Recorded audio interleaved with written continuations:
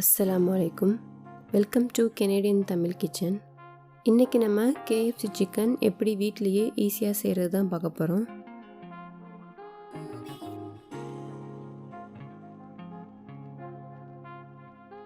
இந்த KFC chicken செய்கிறதுக்கு நான் லெக் பீசஸ் எடுத்திருக்கேன். உங்கள்கிட்ட நார்மல் சிக்கன் பீசஸ் இருந்தால் கூட நீங்கள் அதையே எடுத்துக்கலாம். நான் தோலோடையே எல்லா சிக்கனையும் போட போகிறேன். இந்த மாதிரி நம்ம எல்லா சிக்கனையும் கீறி வச்சுக்கலாம்.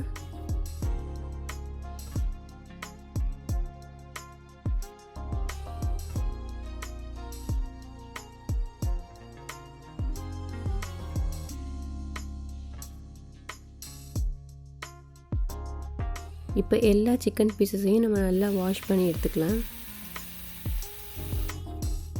இப்போ ஒரு மிக்சிங் பவுலில் நான் 2 டேபிள் ஸ்பூன் இஞ்சி பூண்டு பேஸ்ட்டு சேர்த்துக்கிறேன்.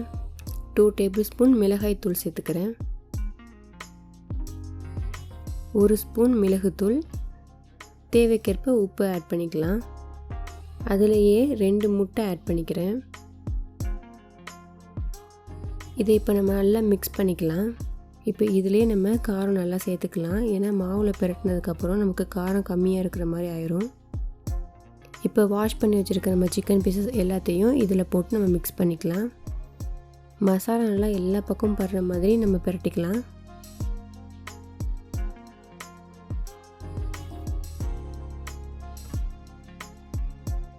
இப்போ பிரட்டி வச்சுருக்க சிக்கன் பீசஸ் அப்படியே நம்ம ஃப்ரீசரில் 1 மணி நேரம் வச்சிடலாம்.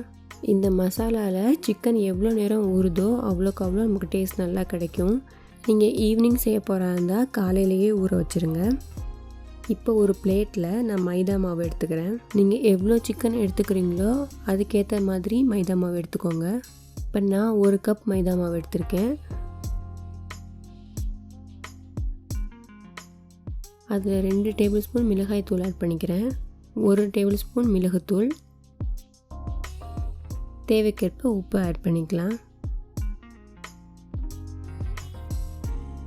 இப்போ இந்த மாவை ஈரம் இல்லாமல் நம்ம நல்லா பிரட்டிக்கலாம். ஏன்னா ஈரம் இருந்துச்சு அப்படின்னா அங்கங்கே உப்பு தேங்கி போயிடும். அதனால் ஈரம் இல்லாமல் நல்லா பிரட்டிக்கோங்க. இப்போ இன்னொரு பிளேட்டில் நம்ம பால் ஊற்றி வச்சுக்கலாம். பால் கொஞ்சமாகவே ஊற்றி வச்சுக்கோங்க. ஏன்னா அதை டிப் பண்ணுறது மட்டும்தான். அப்படி உங்களுக்கு பால் பிடிக்கல அப்படின்னா நீங்கள் நார்மல் வாட்டரே யூஸ் பண்ணிக்கலாம். இப்போ சிக்கன் நல்லா ஊறிடுச்சு. இப்போ இந்த ஊறின சிக்கனை ஒன்று ஒன்றா எடுத்து நம்ம மாவில் பிரட்டிக்கலாம்.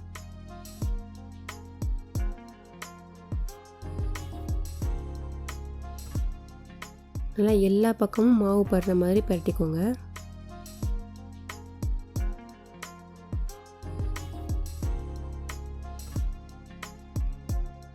இப்போ ஒரு டைம் நம்ம பிரட்டினனால நமக்கு தின் லேயராக கிடச்சிருக்கு.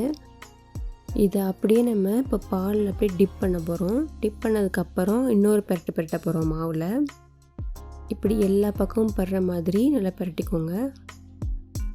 பால் இல்லைன்னா தண்ணியில் இப்படி ஒரு டிப் பண்ணிவிட்டு நம்ம மறுபடியும் மாவு பிரட்டும் போது தான் நமக்கு செகண்ட் லேயர் கிடைக்கும்.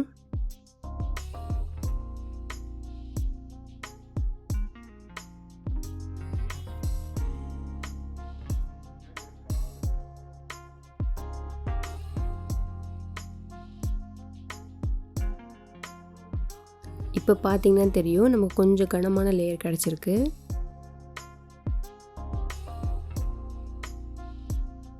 இதே மாதிரி நம்ம எல்லா சிக்கனையும் பிரட்டி எடுத்துக்கலாம். இப்போ ஒரு பேனில் எண்ணெய் ஊற்றிக்கலாம்.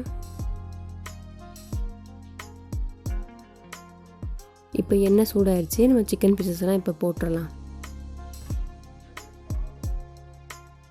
எண்ணெய் மிதமான சூட்டில் வச்சுக்கோங்க. ரொம்பவும் சூடாயிடக்கூடாது. ரொம்ப சூடாயிருச்சு அப்படின்னா நம்ம சிக்கன் பீசஸ் போட்டோன்னே அது மேலே இருக்கிற மாவு சீக்கிரம் வெந்துடும், இல்லை கருகிரும், உள்ளே வேகாமல் இருக்கும். அதனால் மிதமான சூட்டில் வச்சுக்கிட்டிங்கன்னா தான் நமக்கு உள்ள வரைக்கும் சிக்கன் பீசஸ்லாம் நல்லா வேகும். போட்டு ஒரு 5 மினிட்ஸுக்கு சிக்கன் பீசஸை திருப்பிட வேணாம். அப்போ தான் மாவு அதில் நல்லா பிடிச்சிருக்கும். ஒரு பக்கம் நல்லா வெந்ததுக்கப்புறம் நம்ம திருப்பி போட்டுக்கலாம். இந்த மாதிரி எல்லா பக்கமும் நம்ம பொரிச்சு எடுத்துக்கலாம். அவ்வளோதான், கிறிஸ்பியான KFC சிக்கன் ரெடி ஆயிடுச்சு. ரொம்ப ஈஸியாக செஞ்சிடலாம்.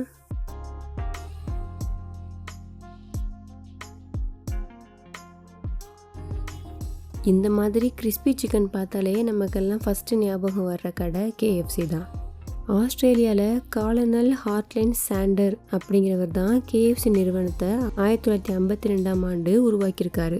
அப்போ அவருக்கு வயசு 65. எல்லாரும் ரிட்டையர் ஆகிற வயசில் ஓய்வெடுப்பாங்க, இல்லைன்னா அவங்களுக்கு பிடிச்ச இடத்துக்கெல்லாம் சுற்றி பார்க்க போவாங்க. ஆனால் இவர் ஒரு சாம்ராஜ்யத்தை உருவாக்கியிருக்காரு. சாதிக்க வயசு ஒரு தடை இல்லை அப்படிங்கிறத இவரை பார்த்தே நம்ம தெரிஞ்சுக்கலாம். இந்த ஒரு குட்டி செய்தி உங்களில் நிறைய பேருக்கு இன்ஸ்பிரேஷனாக இருக்கும்னு நினைக்கிறேன்.